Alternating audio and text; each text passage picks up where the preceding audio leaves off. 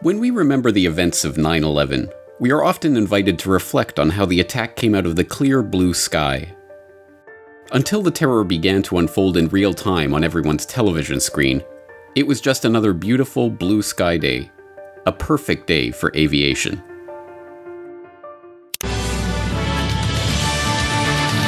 It is 8 a.m. in Salisbury, North Carolina, 7 a.m. in Chicago, 5 a.m. in Calaveras County, California, where the news is being made on this Tuesday, September 11th. From CNN. Anyway, that's all coming up 8:01. Let's get to the top news stories of the morning. For that, we turn to Ann Curry. Because now we have a camera. Katie Mattinell, thank you so much this morning. Good morning, everybody, again. But isn't in America and in politics, isn't spinning? What is spinning, Charlie? Well, spinning is getting out your point of view, trying to put your interpretation on something. So do you think there is a lot of spinning done in politics and America pageant, but this year things are different. Contestants will be quizzed on current events, U.S. history, and government. 10 of the 51 contestants got a preview. Among the questions, naming the current vice president and knowing what happened December 7th, 1941.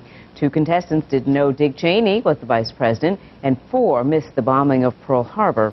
Miles and miles of sunshine. Miles Davis. We're going to put Miles out there today. Nice as it can be across the Northeast. Rough seas still from the chop from that hurricane. But other than that, it's kind of quiet around the country. We like quiet.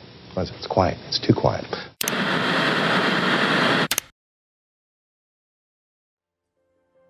But that was merely the public's impression of the events from ground level.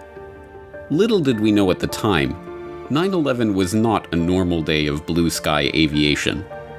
On the contrary, it was one of the busiest days in the history of American aviation.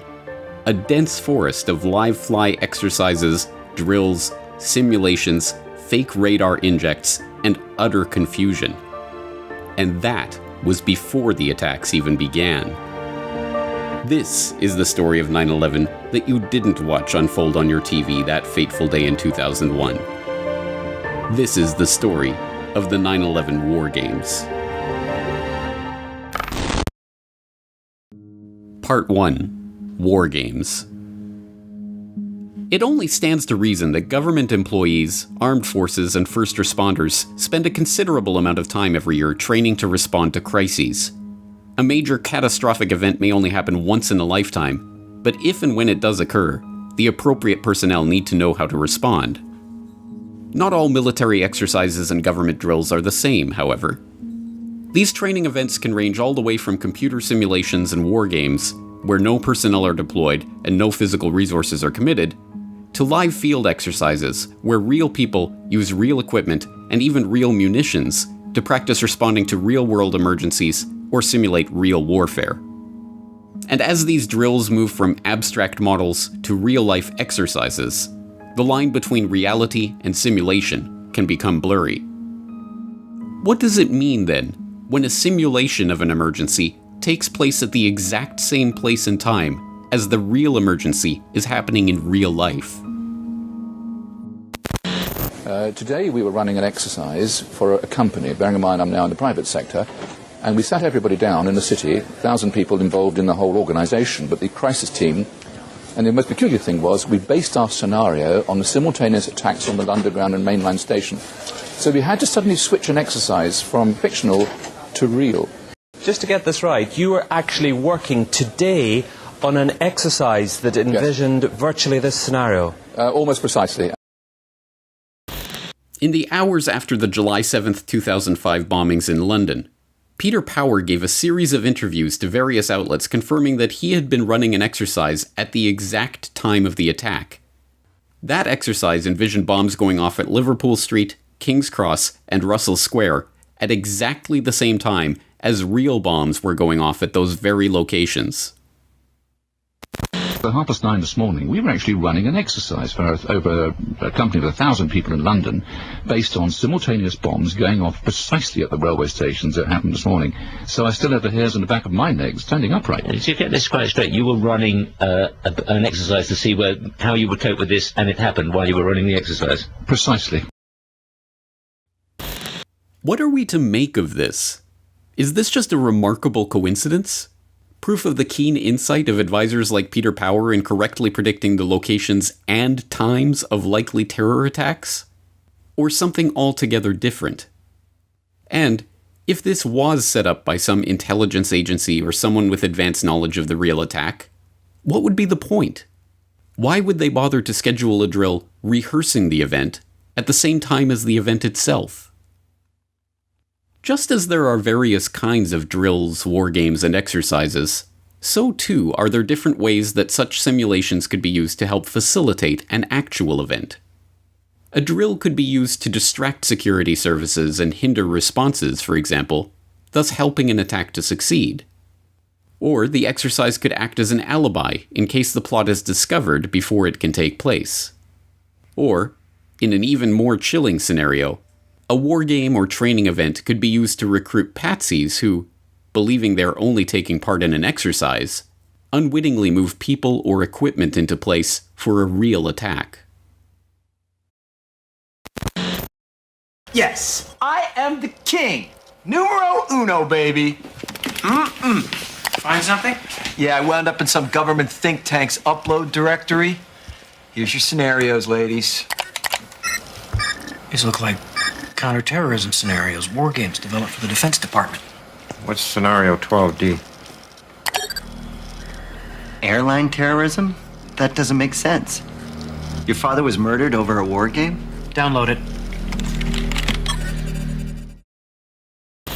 Incredibly, the plot of the pilot episode of The Lone Gunman, a spin-off of the popular X-Files television program, aired in March 2001, depicted a scenario in which a group of government insiders piggybacked on a military war game involving a hijacked airplane to remote control a civilian passenger jet into the World Trade Center.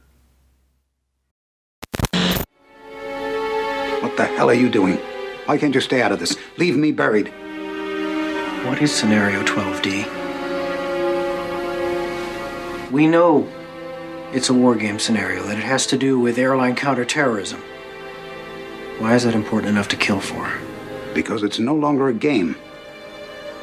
If some terrorist group wants to act out this scenario, why target you for assassination? Depends on who your terrorists are.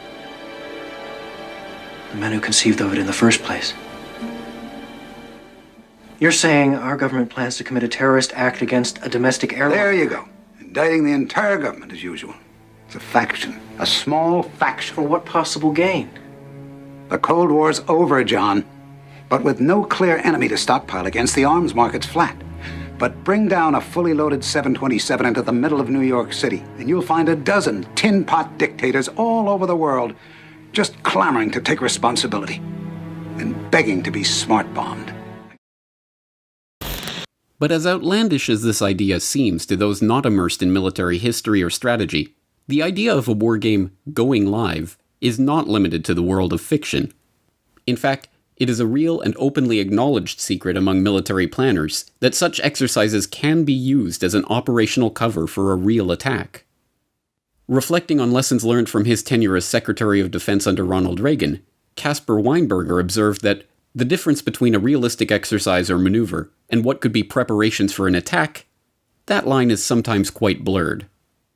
And Weinberger should know, it was under his watch that a fictional war game scenario brought the world to the brink of a very real global thermonuclear war. In 1983, at the height of Cold War tensions over the Reagan administration's moves to increase the US nuclear arsenal and his national security directive calling for the ability to win a nuclear war, NATO decided to simulate a first-strike nuclear attack on the Soviet Union in an exercise dubbed Able Archer 83. As recently declassified documents show, the exercise was unprecedented in its scale and scope, even involving a very real radio-silent airlift of 19,000 US troops to Europe. So realistic was the buildup of forces and the preparations for nuclear strikes during these war games that, as we now know from these documents kept hidden from the public for 30 years, Able Archer 83 very nearly caused a real nuclear exchange. But these concerns about war games going live did not end with the breakup of the Soviet Union. On September 10, 2001, the Russian Air Force began a week-long training exercise over the North Atlantic, Pacific, and Arctic Oceans. The exercise simulated a Russian bombing attack in response to NATO aggression. On September 9, 2001, NORAD announced they would be deploying additional fighter aircraft to forward operating locations in Alaska and northern Canada to monitor the exercise and ensure that our air sovereignty is maintained. The Russians called off their war game when the 9/11 attacks began to unfold. Military planners know that simulations and war games can be used as cover for real attacks. But what about 9/11? Were there any exercises, simulations, or drills that had a bearing on what was happening on that fateful day? Part 2. Preparations.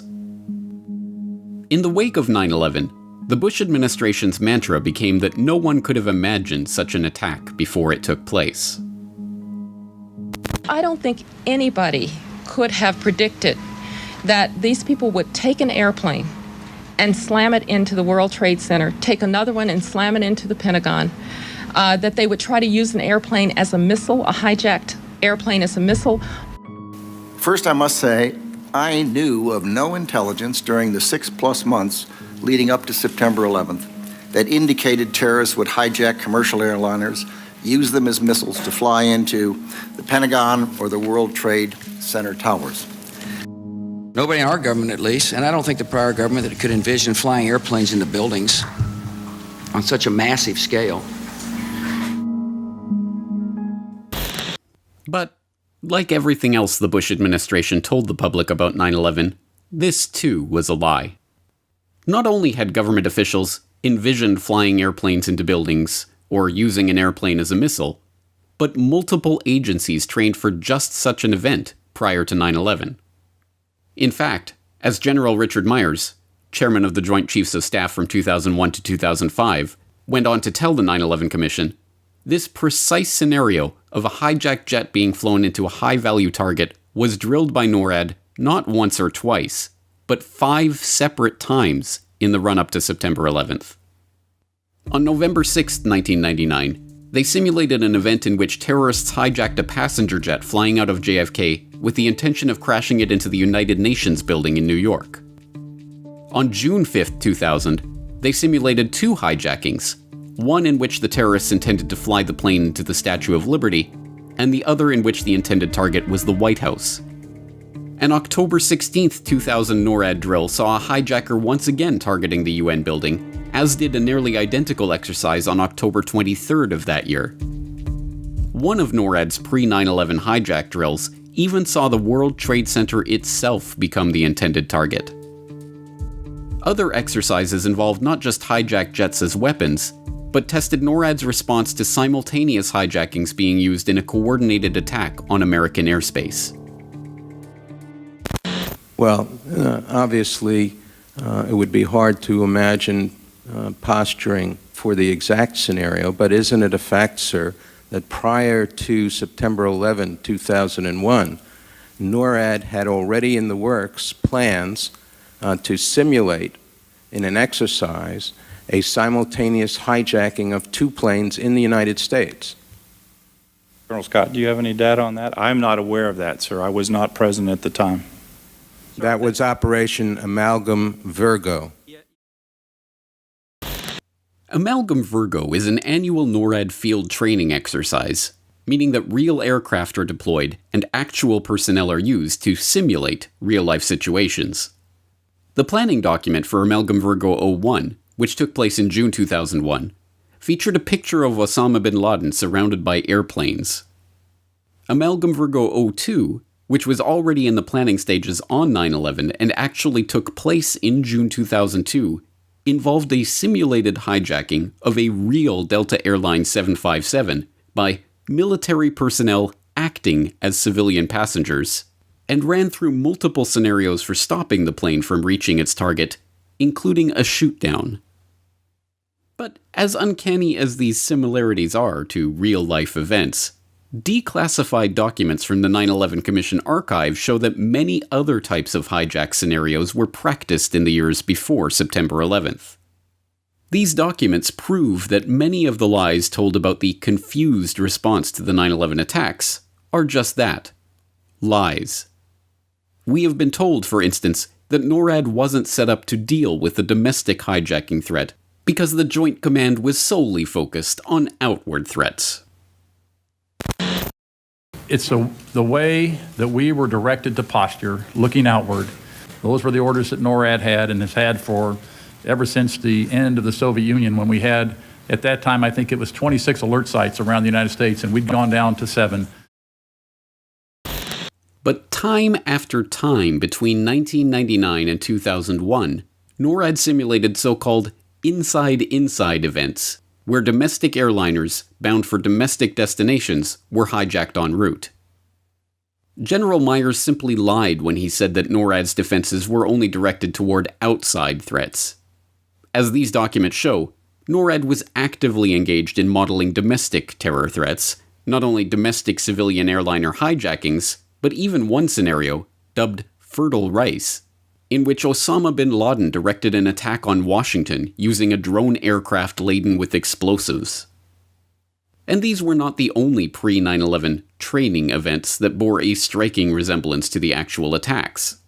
The specific scenario of a plane crashing into the Pentagon was drilled not just once or twice, but at least 3 separate times in the year prior to September 11th. In October 2000, a Pentagon mass casualty exercise, or MASCAL, envisioned a scenario in which a passenger jet hit the Pentagon. Army medics, the Arlington Fire Department, and other emergency responders participated in the drill. In May 2001, another Pentagon mass casualty exercise tested responses to a passenger jet crashing into the Pentagon's courtyard. This time, the Tri-Service De Lorenzo Healthcare Clinic and the Air Force Flight Medicine Clinic participated in the training. Lieutenant Colonel John Felizio, Deputy Commander for Administration of the De Lorenzo TRICARE Health Clinic, later remarked, "You know, it was kind of eerie. The scenario we had for these MASCALs was very similar to what actually happened. Our scenario for both MASCALs was a plane flying into the Pentagon courtyard." Then, in August 2001, just 1 month before 9/11, yet another Pentagon mass casualty exercise practiced building evacuation. As General Lance Lord, commander of Air Force Space Command, later noted, purely a coincidence, the scenario for that exercise included a plane hitting the building. Purely a coincidence. Time after time after time after time in the months leading up to the attacks, military personnel and first responders were trained to respond to the very events that the public is asked to believe actually took place on the day of 9/11. Some of these training exercises even involved real aircraft being pretend hijacked by real military personnel acting as civilian passengers. Purely a coincidence.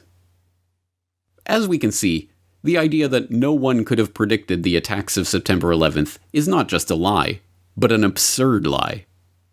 In fact, the sheer number of times those very scenarios were exercised before they took place by itself raises the question of what these wargame planners knew about what was set to take place that day.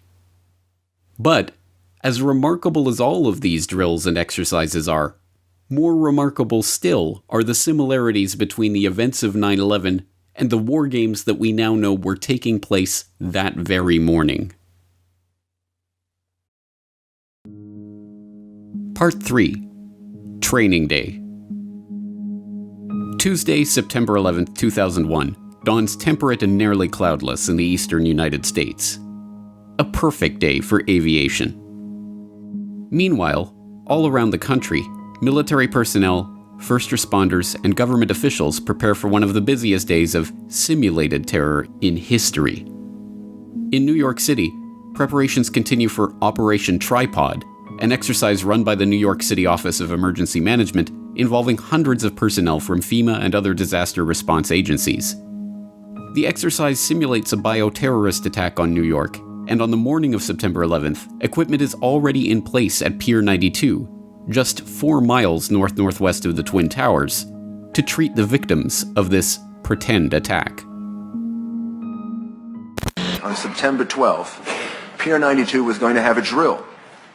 It had hundreds of people here, from FEMA, from the federal government, from the state emergency management office, and they were getting ready for a drill for biochemical attack. So that was going to be the place they were going to have the drill. The equipment was already there. and on the 97th floor of the South Tower of the World Trade Center, a team of technology consultants who have flown in from California for the occasion are running an emergency drill in the offices of Fiduciary Trust.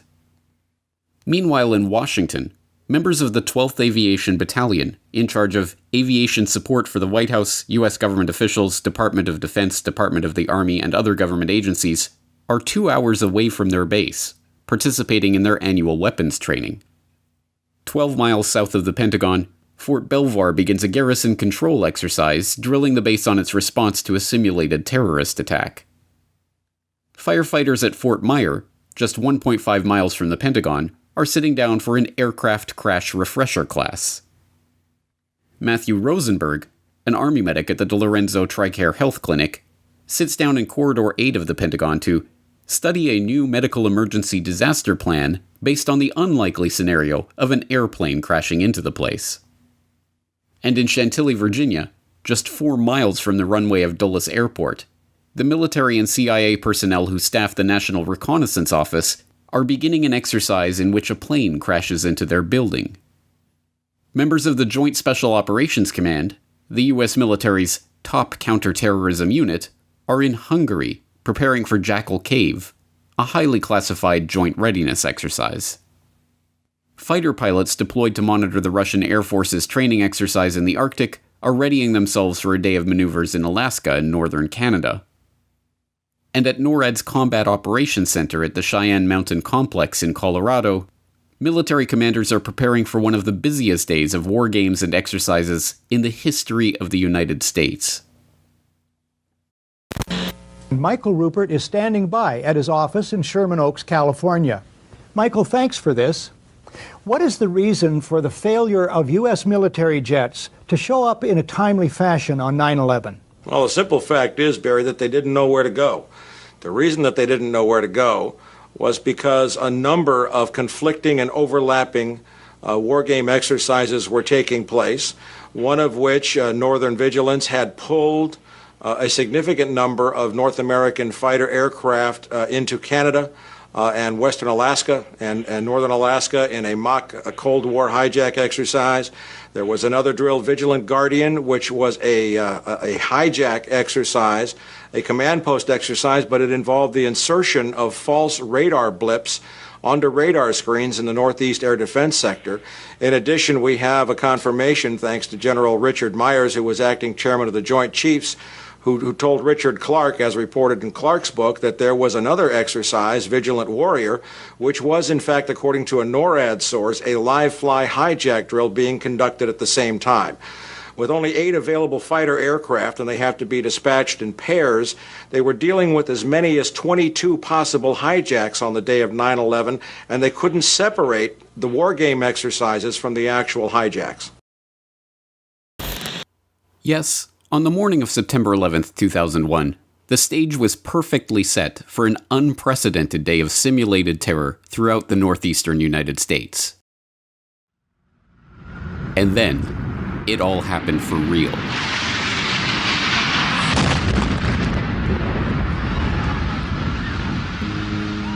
Part 4. This is not an exercise. 11, if you hear Boston Center. Hi, Boston Center, Team U. We have a problem here. We have a hijacked aircraft headed towards New York, and we need you guys we need someone to scramble some F-16s or something up there to help us out. Is this real world or exercise? No, this is not an exercise manifest. Confusion. Okay, now we do. Yes, this is what I got. You hear put that input about possible news at 7:37 just hit the World Trade Center. This is a real world. And we're trying to confirm this. Okay, continue taking the fighters down to the New York City area, JFK area as best as you can. Make sure that the FAA clears your route all the way through. Just do what we got to do, okay? Just press with us. It looks like somebody... It looks like this guy could have hit the World Trade Center. Chaos. Do we want to think about scrambling aircraft? Oh, God, I don't know. That's a decision somebody's going to have to make probably in the next 10 minutes. Everybody just left the room. Paralysis. There are many ways to describe the FAA, DoD, and NORAD response to the events of 9/11. But given that, according to the official 9/11 conspiracy theory, not a single fighter jet was able to intercept a single hijacked airliner between the first hijacking report at 8:20 a.m. and Flight 93's downing nearly 2 hours later at 10:03 a.m., the claim that the response to these events was actually enhanced by the war games and exercises taking place that morning is downright absurd.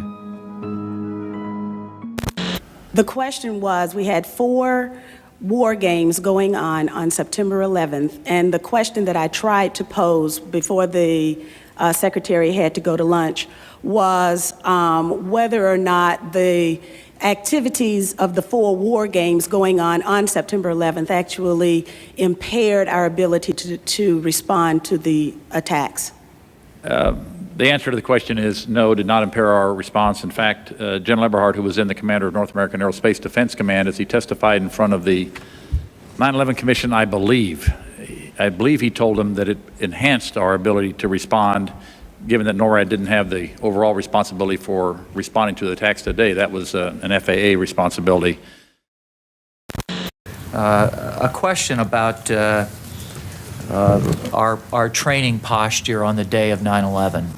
On page 5 of our staff statement, the FAA says at 8:38 in the morning, "Hi, Boston Center, TMU, we have a problem here. We have a hijacked aircraft headed towards New York, and we need you guys we need someone to scramble some F-16s or something up there. Help us out." NIAD says, "Is this real world or an exercise?" My question is, you were postured for an exercise against the former Soviet Union. Did that help or hurt? Did that help in terms of were more people prepared?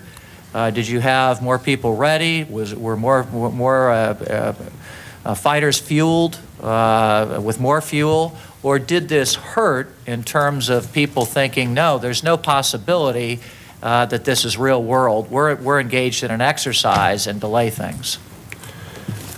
Or did it have both impacts? Sir, my belief is that it helped because of the manning, because of the focus, because the crews, they have to be airborne in 15 minutes, and that morning, because of the exercise, they were airborne in 6 or 8 minutes. And so I believe that focus helped.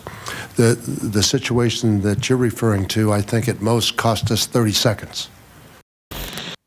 These lies have been carefully crafted over years and presented in such densely packed sound bites that it is difficult to deconstruct them all.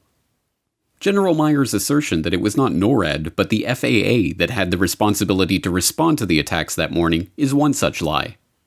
In reality, NORAD is specifically tasked with dealing with such events itself, not waiting passively for FAA orders.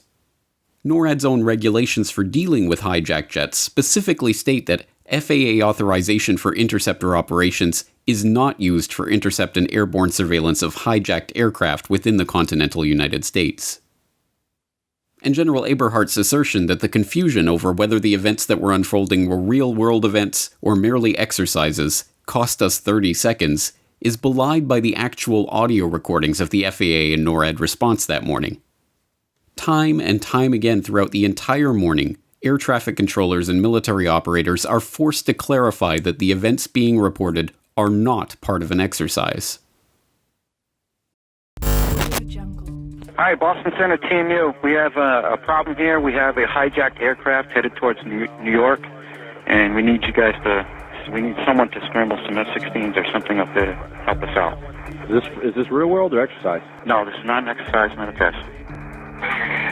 What? What was that? Not real world. Real world hijack. Cool. Real? 1443. Look for it. Right there. Okay. Mode 3. 1443. Last known. No, this is real world. Okay, run high check. I've never seen so much real world stuff happen during an exercise. I think we put the exercise on the hold. What do you think?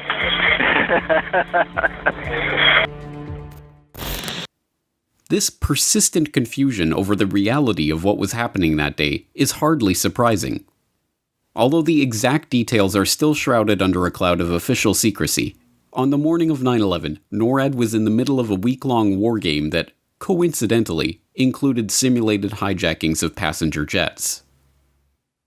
Vigilant Guardian is an annual command post exercise involving all levels of NORAD command. Vigilant Guardian 01 was a week-long war game described as a simulated air war, and, just 2 days before 9/11, it had involved a simulated terrorist hijacking of a civilian passenger jet by terrorists intending to blow the plane up with explosives over New York City. Even more remarkably, on the morning of September 11th, they were planning to simulate another passenger jet hijacking just 1 hour after the attacks began to unfold. In 2006, Vanity Fair reporter Michael Bronner was the first journalist given access to the tapes of NORAD operations that morning. In his subsequent article on the subject, 9/11 Live, the NORAD tapes, Bronner talked to Lieutenant Colonel Kevin Nasipany, the mission crew commander on the ops floor at the Northeast Air Defense Sector on the morning of 9/11. When they told me there was a hijack, my first reaction was, somebody started the exercise early, Nasipany later told me. The day's exercise was designed to run a range of scenarios, including a traditional simulated hijack in which politically motivated perpetrators commandeer an aircraft, land on a Cuba-like island, and seek asylum. I actually said out loud, "The hijack's not supposed to be for another hour," Nasipany recalled. As a command post exercise, Vigilant Guardian was not conducted with real airplanes, but what's known as Sim over Live, where simulated aircraft are injected into NORAD's air traffic system. Although the official narrative holds that the simulated injects were cleared from NORAD's radars as soon as they appeared, thus causing no confusion, the actual NORAD tapes tell a different story. At 9:04 a.m., directly after Flight 175 crashed into the South Tower, 2 officers monitoring the events at NORAD's Northeast Air Defense Sector, NEADS, can be heard to refer to the events as potential exercise inputs. Is this explosion part of it that we're looking at now on TV? Boston is now grounding. And then there's a possible second hijack also at United Airlines. Center, where they're working at right now. 2 planes? He was in Whiskey 105. Get the fuck out. I think this is a damn input. At 9:09 a.m., one NEADS technician complains about the exercises taking place and the confusion with real-world events. Fuck. 09. What? On battlefield, 09. Happy to see you. Langley. LFI. I know. I hope they cancel the exercise because this is ridiculous. And at 9:15 a.m., an off-duty NEADS technician calls in to ask about the day's events and the ongoing exercise. You guys watching the news? Yeah, they got it on in the battle cab right now. Yeah. I'm watching for about 10 minutes, frankly. I wonder if they could spend the exercise? Not at this time, no. But I think they're going to. Things look pretty horrific out there, so. Remarkably, at 9:30 a.m., a full hour and 10 minutes into the attacks, simulated aircraft were still being injected into the radar screens at NEADS. One frustrated staff member directing the response on the NEADS operation floor had to order his coworkers to turn their sim switches off, stopping the fake simulations from confusing the radar operators. You know what? Get rid of this goddamn sim. Turn your switch. Hey, turn the sim switches off. Just get rid of that crap. Even worse, at the same time as these false inputs were distracting the radar operators, real military aircraft that were taking part in live fly exercises that day were further complicating the response to the attacks. Boston Senate team, we've got a question for you. Yes, sir. The military aircraft that are in the air right now. Yes, sir. We're wondering if we should tell them to return to base if they're just on training missions or what you guys do. No, they're actually on the active air per the DO out there. I launched early. Right. Everybody's up. You want them up? Yes, we did send the ones home in 105 that were on the training mission. They are sent home. The Panthers are out there for Modus. Right, I understand that. I'm talking about, I think there's somebody training up in the Falcon Axe area right now. No. Falcon, stand by. Let me, just in general, anybody who's training. So, anybody in training, send them home. Training missions of Falcon, send them home. Yeah, we're going to send Yeah, go ahead, send them home. Okay, bye.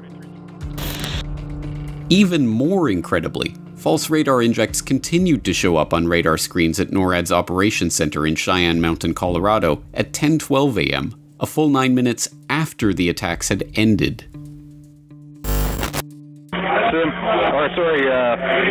Northeast weapons. Hello, this is Captain Taylor calling from Cheyenne Mountain Test Control. Yes.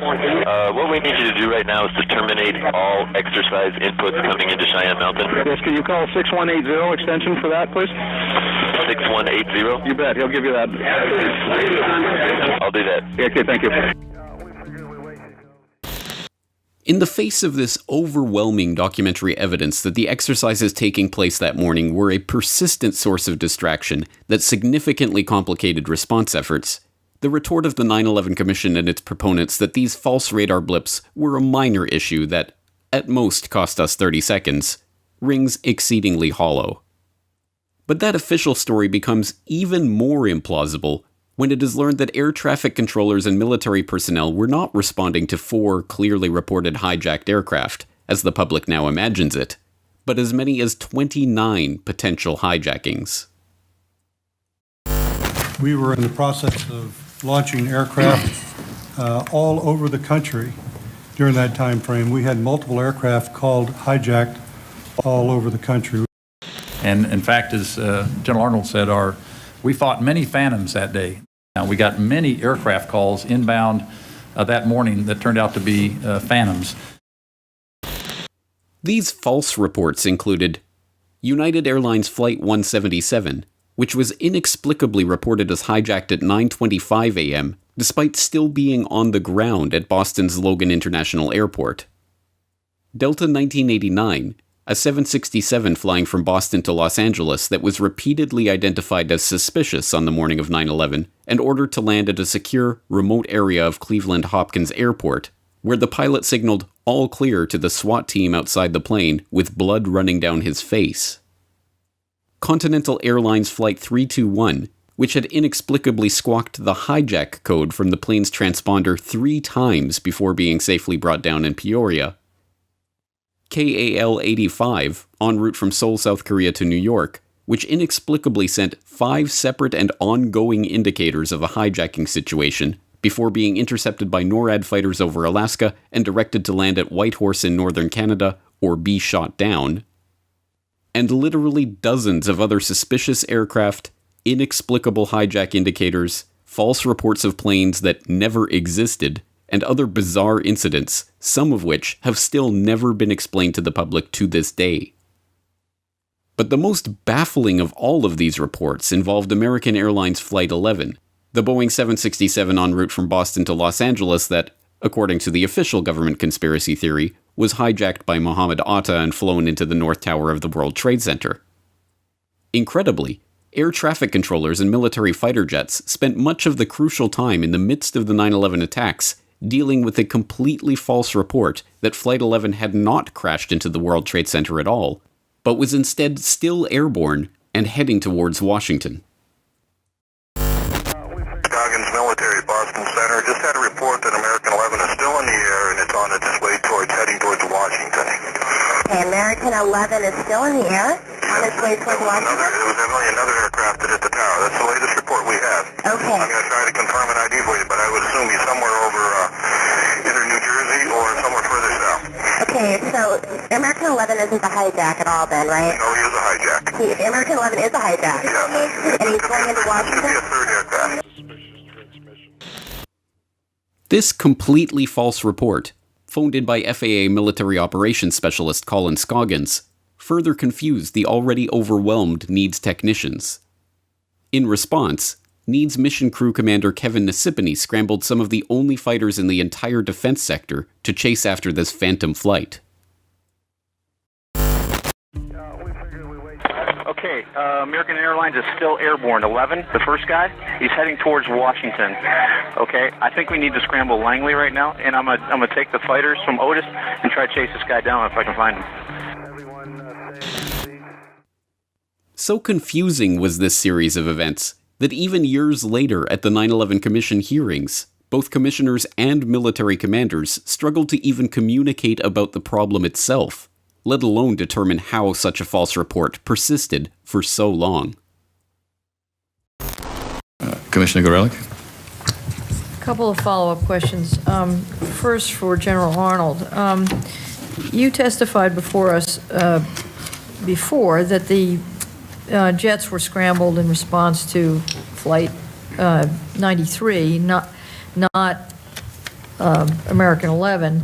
And when you were asked about... I was wrong. Yeah, but the question about that is, and I want to be fair to you and give you an opportunity to respond, you said that the reason that you were wrong is that you hadn't had an opportunity to listen to the tapes, or the tapes were not accessible.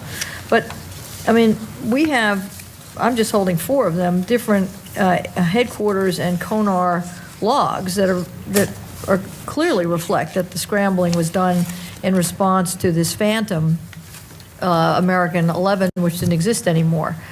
And it was your responsibility, as I recall, to do the after-action report, or to lead it, or to be in part responsible for it.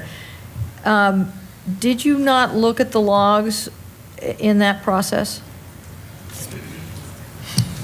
Well, you referred to an after-action report that we didn't do. I mean, I don't recall doing an after-action report. Why did no one mention the false report received from FAA that Flight 11 was heading south during your initial appearance before the 9/11 Commission back in May of last year? And why was there no report to us that, contrary to the statements made at the time, that there had been no notification to NORAD that Flight 77 was a hijack? Well, the first part of your question, Mr. Commissioner, first of all, I'd like to say that a lot of the information that you have found out in your study of the 911, things that happened on that day, helped us reconstruct what was going on. If you're talking about the American 11 in particular, the call of the American 11, is that what you're referring to? Yes. The American 11 that was called after it impacted, is that what you're referring to? No. I'm talking about the fact that there was miscommunication, that Flight 11 was still heading south instead of having impacted. That's what I'm referring to. That's correct. General, is it not a fact that the failure to call our attention to the miscommunication and the notion of a phantom Flight 11 continuing from New York City south, in fact, skewed the whole reporting of 9/11? It skewed the official Air Force report, which is contained in a book called Air War Over America, which does not contain any information about the fact that you were following or thinking of a continuation of Flight 11, and that you had not received notification that Flight 77 had been hijacked. As I recall, first of all, I didn't know the call signs of the airplanes when these things happened. When the call came that American 11 was possible hijacked aircraft, that aircraft just led me to come to the conclusion that there were other aircraft in the system that were a threat to the United States. In their testimony and in other public statements, NORAD officials also stated that the Langley fighters were scrambled to respond to the notifications about American 77 and/or United 93. These statements were incorrect as well. The report of American 11 heading south as the cause of the Langley scramble is reflected not just in taped conversations at NEADS, but in taped conversations in FAA centers, on chat logs compiled at NEADS, Continental Region Headquarters and NORAD, and in other records. Yet, this response to a phantom aircraft, American 11, is not recounted in a single public timeline or statement issued by FAA or DoD. Instead, since 9/11, the scramble of the Langley fighters has been described as a response to the reported hijacking of American 77 or United 93 or some combination of the two. This inaccurate account created the appearance that the Langley scramble was a logical response to an actual hijacked aircraft. False radar inputs, military aircraft participating in exercises in the middle of a crisis, civilian aircraft squawking false hijack reports, fighter jets chasing phantom planes. Which of these reports were merely the fog of war, so often referred to by promoters of the official 9/11 story, and which were part of the exercises themselves? Were there field exercises of hijackings taking place that morning that were then mistaken for the real thing? What part did these war games and exercises play in hampering the response of the many military officers who had spent their whole careers training to protect American airspace? Did the war games help the perpetrators of 9/11 in their attack? The answers to these questions, like so many other questions about the events of September 11th, remain shrouded under a veil of official government secrecy. Part 5. Beyond Coincidence. Purely a coincidence. According to the official story of 9/11 itself, we are told that simulated hijackings were taking place at the same time as real-life hijackings. That an airplane into building drill was occurring at the same time as airplanes were flying into buildings. That false radar blips and fake hijack reports were competing for the military's attention with real-world radar blips and hijack reports. And throughout it all, technicians, operators, military personnel, and air traffic controllers were constantly seeking reassurance that what they were seeing was not part of an exercise. Purely a coincidence, or part of a premeditated plan? And if this unprecedented tangle of exercises, drills, and simulations was part of a premeditated plan, what was that plan? What would be the point of simulating the attacks, even as the attacks themselves were taking place?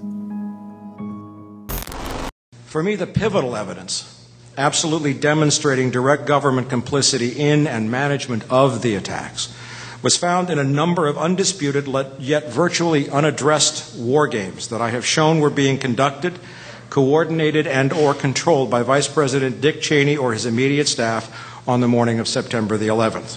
The names of those war games are known to include Vigilant Guardian, Vigilant Warrior, Northern Guardian, Northern Vigilance, and Tripod 2. There is a possibility that Northern Guardian is a duplicate name, but the remaining exercises are indisputably separate events with different objectives. All have been reported by major press organizations relying on undisputed quotes from participating military and FAA personnel. They have also been confirmed by NORAD press releases.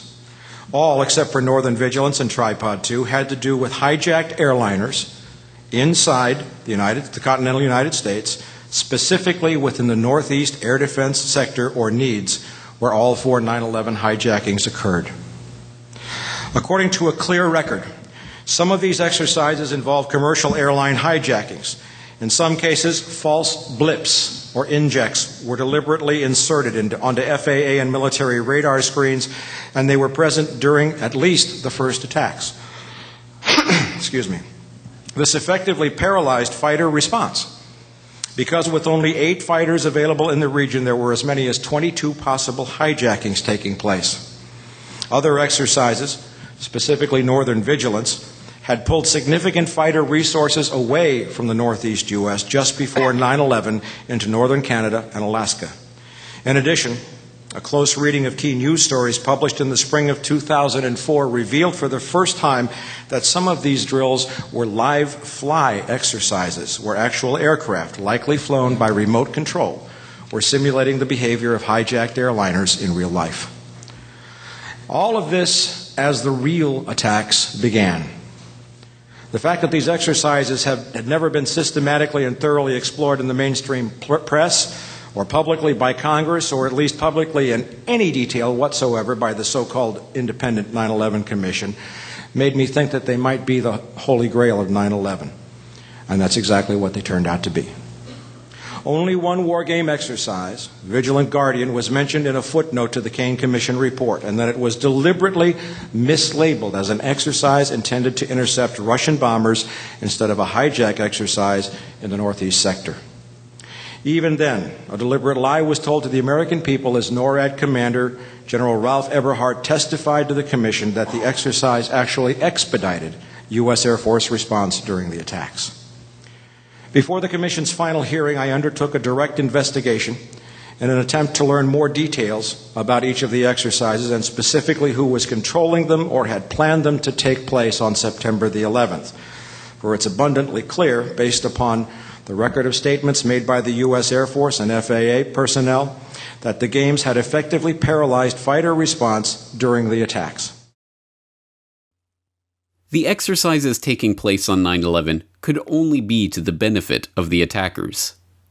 No stand-down order would have kept any dedicated fighter pilot worth his salt grounded during the only attack on his country's airspace in his lifetime. But if those fighter pilots and their commanders had no idea what was real and what was fake, what was an actual threat and what was just a phantom blip, then their response could be effectively contained. And it was. The utter failure of the air response that morning is proof of that. But if the simulations and war games on the morning of 9/11 were part of a premeditated plan on the part of the attackers, then the obvious question is, who were the attackers? Are we to believe that the dastardly Al-Qaeda masterminds not only perpetrated the simultaneous hijacking of 4 civilian airliners, turning off the plane's transponders and putting them through a series of maneuvers that even advanced pilots could not replicate to hit their targets with pinpoint accuracy, but also penetrated the command structure of the US military and NORAD itself to direct the planning and scheduling of simultaneous war games, mirroring their own plot to confuse the air response to the attacks? Because if that sounds like outlandish comic book fantasy, then there is only one other possible conclusion: that members of the National Command Authority, the US military, and NORAD, in a position to plan and schedule such exercises, were the attackers themselves. What the hell are you doing? Why can't you stay out of this? Leave me buried. What is Scenario 12D? We know it's a war game scenario, that it has to do with airline counterterrorism. Why is that important enough to kill for? Because it's no longer a game. But if some terrorist group wants to act out this scenario, why target you for assassination? Depends on who your terrorists are. The men who conceived of it in the first place.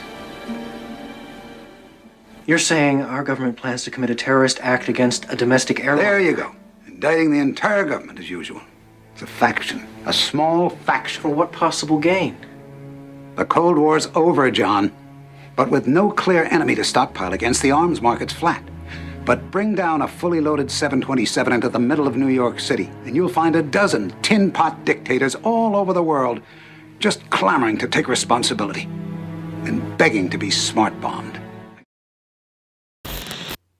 But that's just fiction. And the fact that it all happened in real life a few months later is just another pure coincidence. The truth of what happened that morning would be remarkably easy to come to if those involved in the planning and execution of the day's training events were to open the records and allow independent examination of the precise situations that were being trained that day. How those scenarios were arrived at, who planned them, who was in charge of them, what radar injects and false reports and live fly simulations were taking place, how these exercise inputs were relayed to technicians and air traffic controllers, and what steps were taken at what times to allow those events to continue even as the attacks they were supposed to be simulating were actually happening in real life.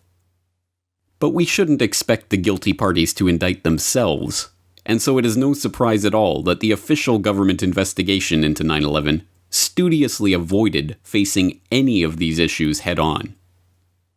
To leave Commissioner Ask Gorelick. about the war games that were planned for 9/11. Commissioner Gorelick. Tell us about the 9/11 war games. Could you please be quiet? We have only a few minutes with General Myers, and I'd like to ask a question. General Myers, I'm sorry. I would ask, please, people in the audience to be quiet if you want to stay here. So what does it mean when a simulation of a catastrophic and catalyzing event takes place at the exact same place and time as that event is happening in real life? This is one of the many crucial questions of 9/11 that have been swept under the rug over the past 17 years. But it is not a rhetorical question. It is a very real question with a very real answer. And until that question is answered, we will never find justice for the victims of 9/11.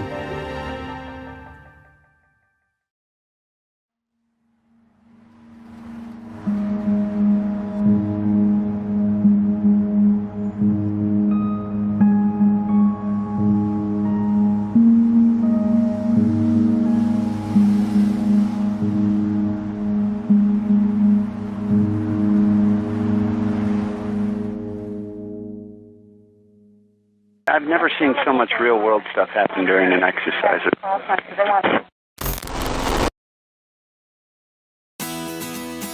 The Corbett Report is brought to you by the Corbett Report subscriber, a weekly newsletter featuring James Corbett's International Forecaster editorial, recommended reading and viewing, discounts on Corbett Report DVDs, and once a month, a subscriber-only video. Sign up today to start receiving your copy at corbettreport.com/support.